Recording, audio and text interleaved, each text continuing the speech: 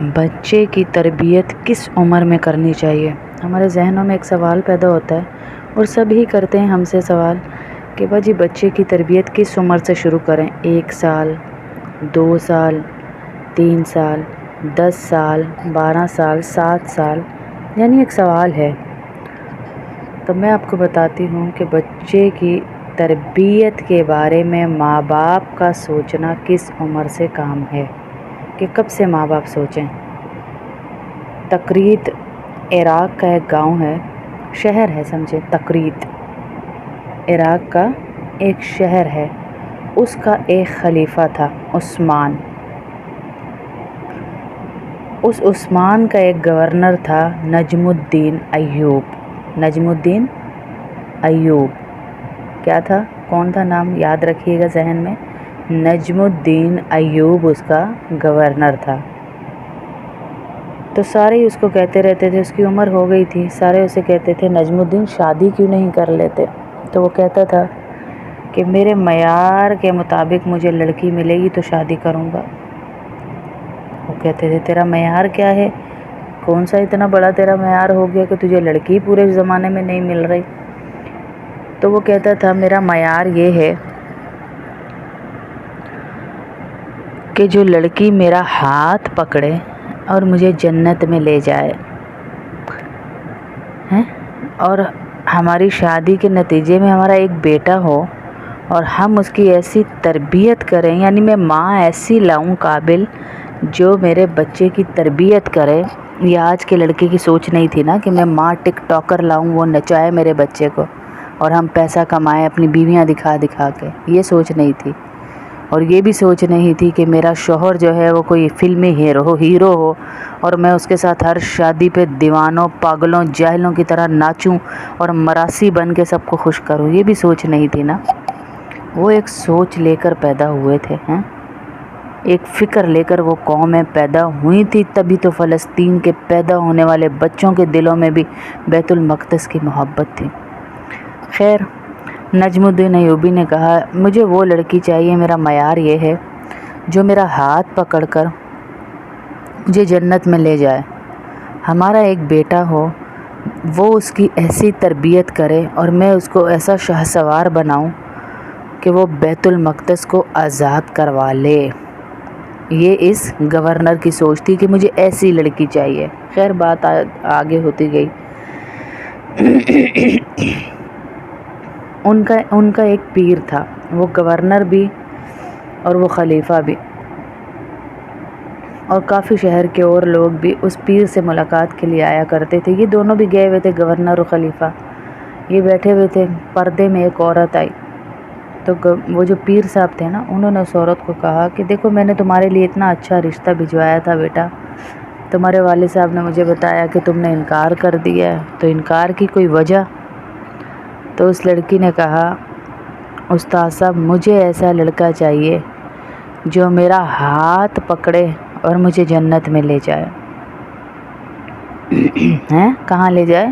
جنت میں۔ یہ اس لڑکی کا معیار تھا۔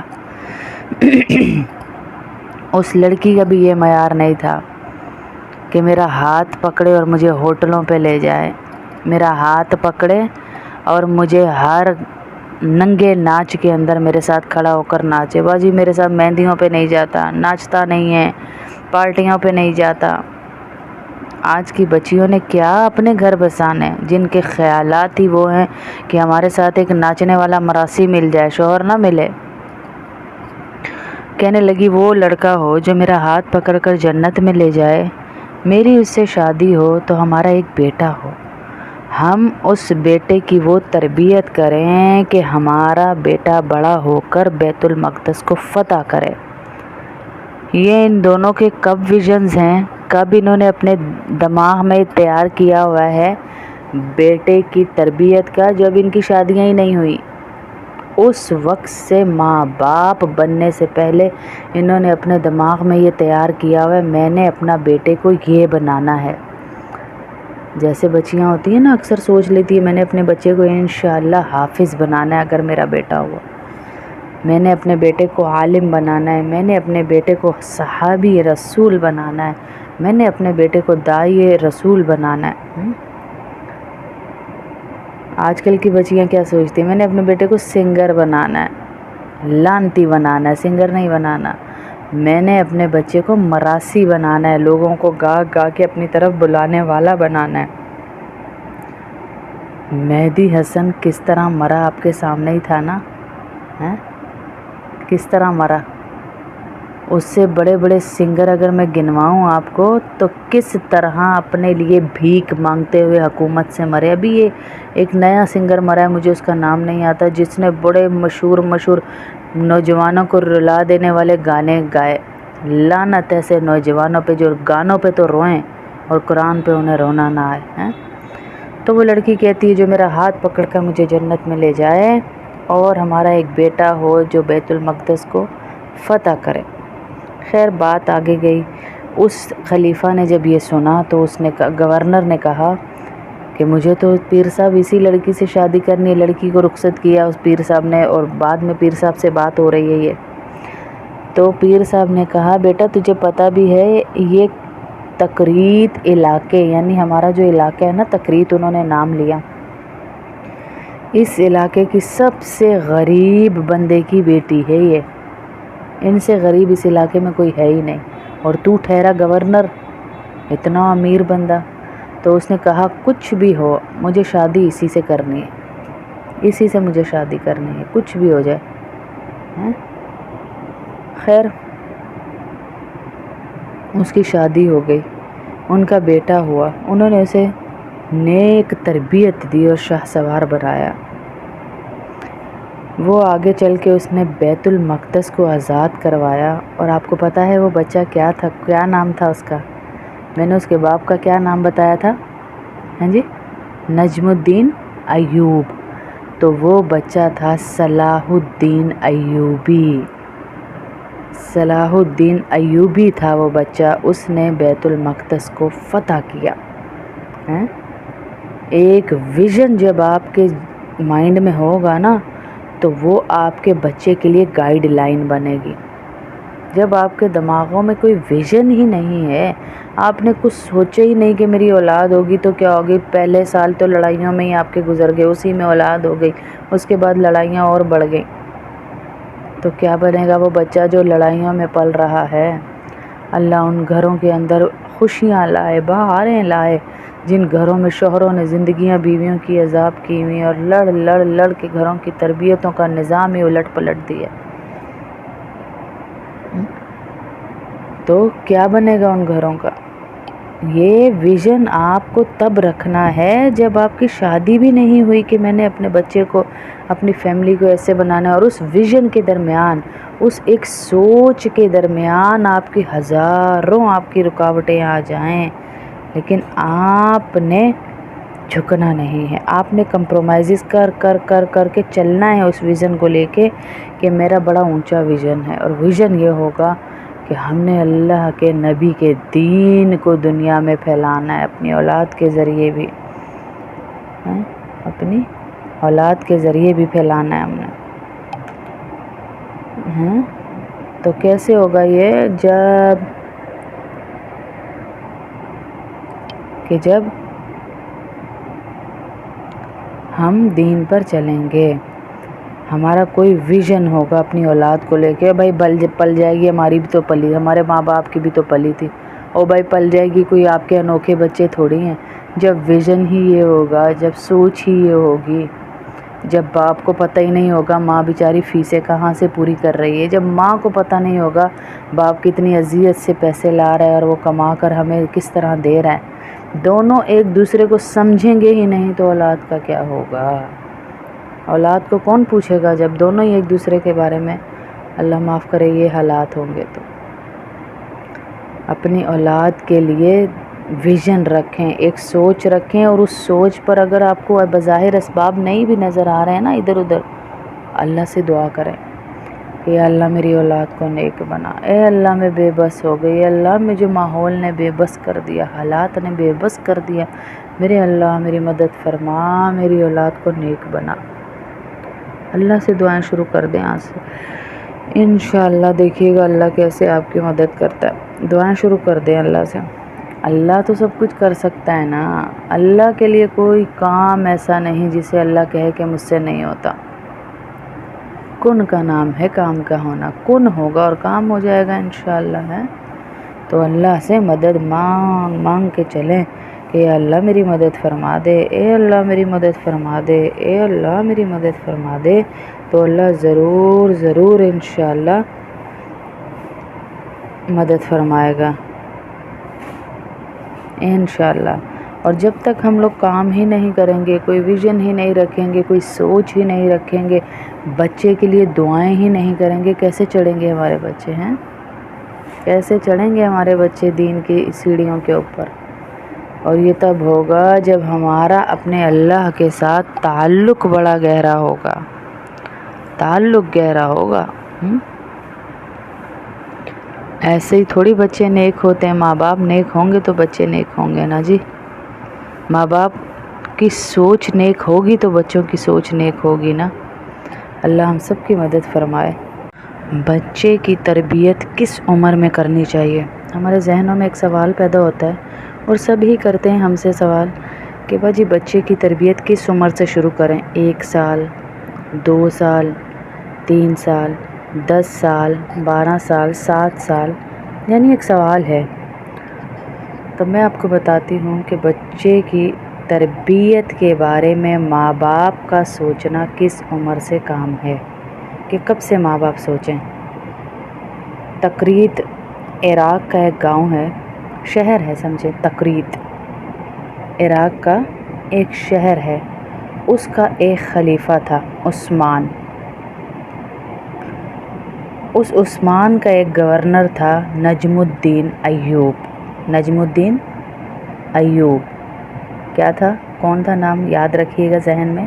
نجم الدین ایوب اس کا گورنر تھا. تو سارے ہی اس کو کہتے رہتے تھے, اس کی عمر ہو گئی تھی, سارے اسے کہتے تھے نجم الدین شادی کیوں نہیں کر لیتے؟ تو وہ کہتا تھا کہ میرے معیار کے مطابق مجھے لڑکی ملے گی تو شادی کروں گا.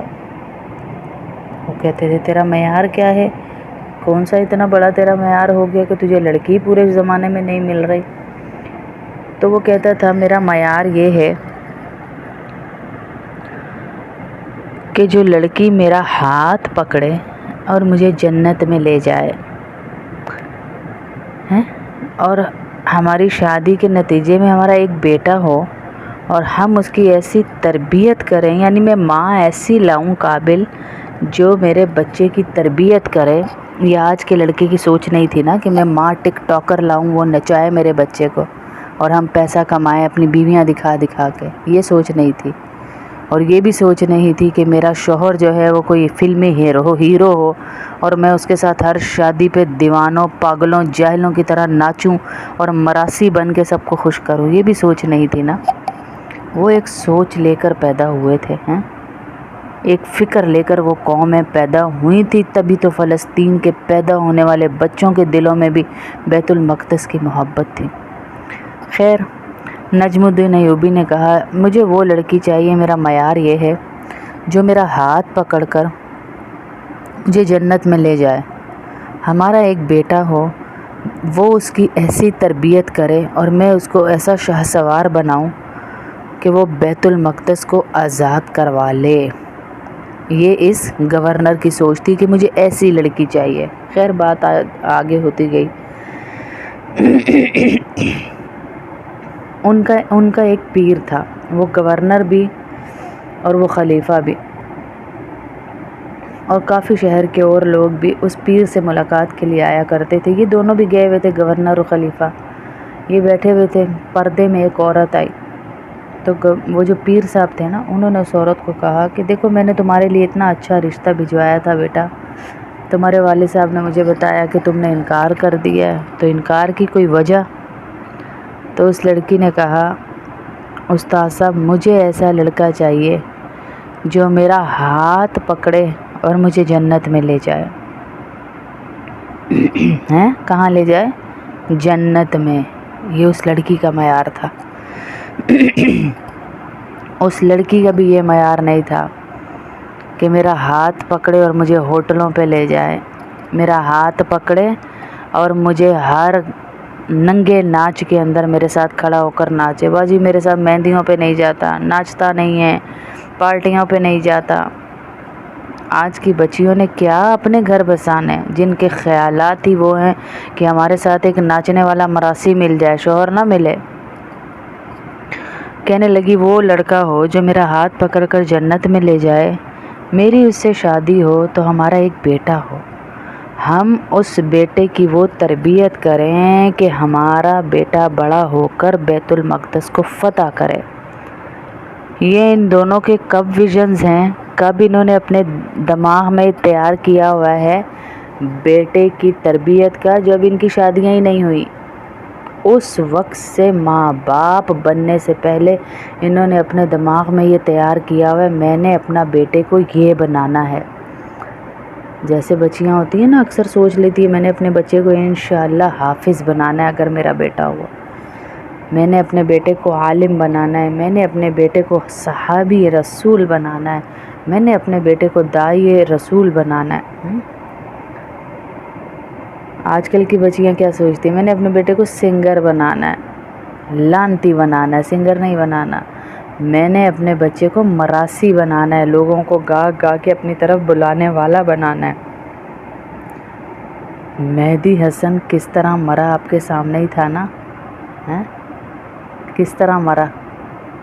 اس سے بڑے بڑے سنگر اگر میں گنواؤں آپ کو تو کس طرح اپنے لیے بھیک مانگتے ہوئے حکومت سے مرے. ابھی یہ ایک نیا سنگر مرا ہے, مجھے اس کا نام نہیں آتا, جس نے بڑے مشہور نوجوانوں کو رلا دینے والے گانے گائے. لعنت ایسے نوجوانوں پہ جو گانوں پہ تو روئیں اور قرآن پہ انہیں رونا نہ آئے. تو وہ لڑکی کہتی ہے جو میرا ہاتھ پکڑ کر مجھے جنت میں لے جائے اور ہمارا ایک بیٹا ہو جو بیت المقدس کو فتح کرے. خیر بات آگے گئی. اس خلیفہ نے جب یہ سنا تو اس نے گورنر نے کہا کہ مجھے تو پیر صاحب اسی لڑکی سے شادی کرنی ہے. لڑکی کو رخصت کیا اس پیر صاحب نے, اور بعد میں پیر صاحب سے بات ہو رہی ہے یہ. تو پیر صاحب نے کہا بیٹا تجھے پتہ بھی ہے یہ تقریت علاقے, یعنی ہمارا جو علاقہ ہے نا تقریت, انہوں نے نام لیا, اس علاقے کی سب سے غریب بندے کی بیٹی ہے یہ. ان سے غریب اس علاقے میں کوئی ہے ہی نہیں, اور تو ٹھہرا گورنر, اتنا امیر بندہ. تو اس نے کہا کچھ بھی ہو مجھے شادی اسی سے کرنی ہے, اسی سے مجھے شادی کرنی ہے, کچھ بھی ہو جائے. خیر اس کی شادی ہو گئی, ان کا بیٹا ہوا, انہوں نے اسے نیک تربیت دی اور شاہ سوار بنایا. وہ آگے چل کے اس نے بیت المقدس کو آزاد کروایا. اور آپ کو پتہ ہے وہ بچہ کیا تھا, کیا نام تھا اس کا؟ میں نے اس کے باپ کا کیا نام بتایا تھا؟ ہاں جی, نجم الدین ایوب. تو وہ بچہ تھا صلاح الدین ایوبی. صلاح الدین ایوبی تھا وہ بچہ, اس نے بیت المقدس کو فتح کیا. ایک ویژن جب آپ کے مائنڈ میں ہوگا نا تو وہ آپ کے بچے کے لیے گائیڈ لائن بنے گی. جب آپ کے دماغوں میں کوئی ویژن ہی نہیں ہے, آپ نے کچھ سوچے ہی نہیں کہ میری اولاد ہوگی تو کیا ہوگی. پہلے سال تو لڑائیوں میں ہی آپ کے گزر گئے, اسی میں اولاد ہو گئی, اس کے بعد لڑائیاں اور بڑھ گئیں. تو کیا بنے گا وہ بچہ جو لڑائیوں میں پل رہا ہے؟ اللہ ان گھروں کے اندر خوشیاں لائے, بہاریں لائے, جن گھروں میں شوہروں نے زندگیاں بیویوں کی عذاب کی ہوئی اور لڑ کے گھروں کی تربیتوں کا نظام ہی الٹ پلٹ دیا. تو کیا بنے گا ان گھروں کا؟ یہ ویژن آپ کو تب رکھنا ہے جب آپ کی شادی بھی نہیں ہوئی کہ میں نے اپنے بچے کو, اپنی فیملی کو ایسے بنانا ہے. اور اس ویژن کے درمیان, اس ایک سوچ کے درمیان آپ کی ہزاروں آپ کی رکاوٹیں آ جائیں, لیکن آپ نے جھکنا نہیں ہے. آپ نے کمپرومائزز کر کے چلنا ہے اس ویژن کو لے کے کہ میرا بڑا اونچا ویژن ہے. اور ویژن یہ ہوگا کہ ہم نے اللہ کے نبی کے دین کو دنیا میں پھیلانا ہے, اپنی اولاد کے ذریعے بھی, اپنی اولاد کے ذریعے بھی پھیلانا ہے ہم نے. تو کیسے ہوگا یہ؟ جب